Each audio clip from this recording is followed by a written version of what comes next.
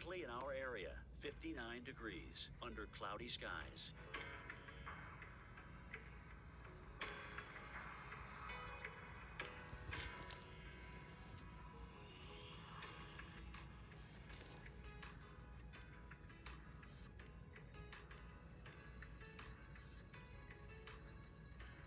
Today, cloudy with occasional showers, especially later on. High 65.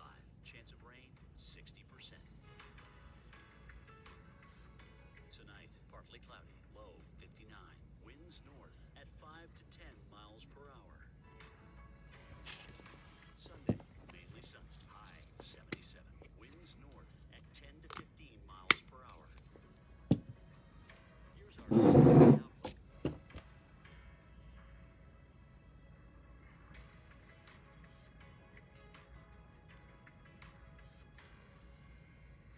The power of the Weather Channel, now available every live coverage of what matters most is now yours to stream with the Weather Channel TV app, real-time radar, and maps that let you track all the action, exclusive storm coverage to keep you informed, landfall cameras and live interactive chats with our weather experts, and so much more. There's never been a better way for everyone to watch the Weather Channel. Available now on these platforms. Download now to start your free 7-day trial. Well, this week marked 20 years since Hurricane Ian made landfall as a deadly Category 4 hurricane, devastating southwest Florida. It caused more than $100 billion in damage to thousands of structures, including Sanibel School.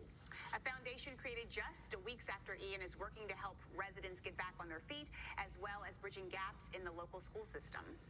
And joining us this morning is Jennifer Alana Staples, founder of the Sanibel Captiva Foundation. Thanks for joining us this morning. And tell us about the Hurricane Ian one-year commemorative event that you're hosting later today. Hi, thanks for having me. We are very excited to have our first in-person event today.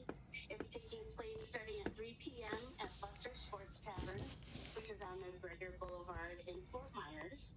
And we are going to have a wonderful time celebrating each other and supporting each other and just having fun. And with it being a year after Ian, assistance has transitioned from immediate needs to long-term recovery. So how are the families, or how are you helping the families, I should say, and during this stage? Sure. So we've pivoted now to helping families recover mainly inside of their homes. So there's families that unfortunately don't have running water. They may have just gotten the drywall up at this point, but they don't have any furniture. They don't have any appliances. So really starting at the bare bones of trying to get these people back into their homes. It has been a long time and still a lot of memories and emotions tied up with this. Some local authors, they're behind a special book, also will be at today's fundraiser. So can you talk about their contribution? Sure. So I've partnered with AHT, which is Advanced Hurricane Technologies, and there are 3 authors that have authored the book right here, Rosie and the Hurricane, which is a story about a child getting prepared for a hurricane. And our goal is to provide the Lee County schools with enough copies to give to all the kids in kindergarten to 2nd grade. And we want to branch out then to Lee County schools, also in Collier County Schools.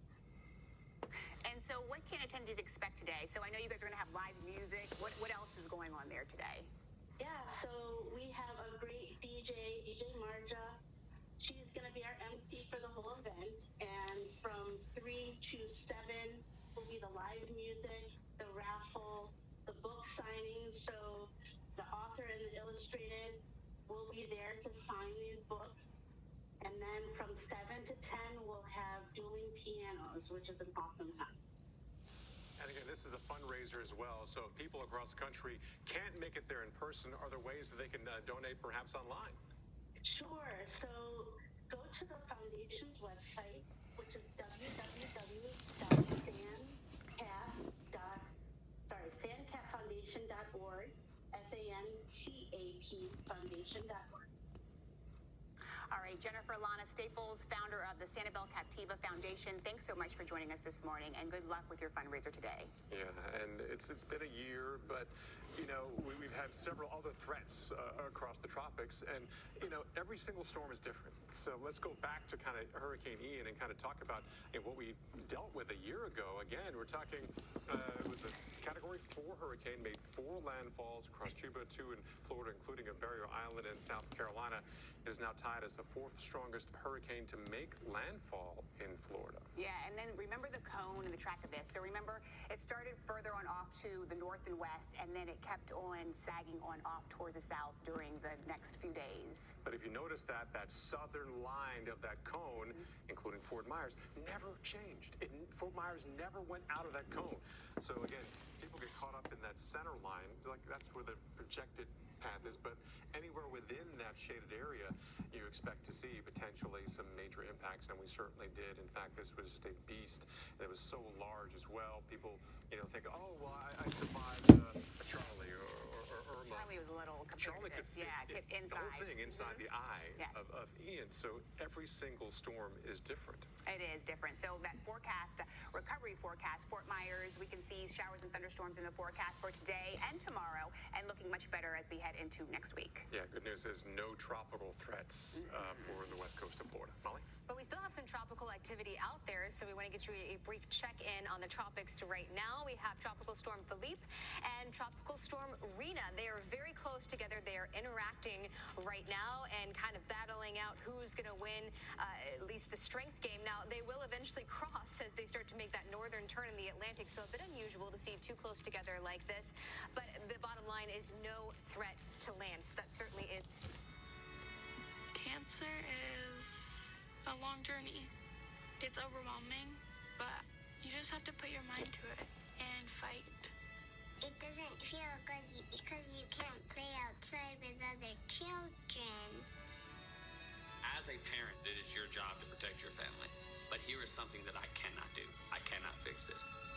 I don't know if my daughter's going to be able to walk. I don't know if she's going to make it till tomorrow.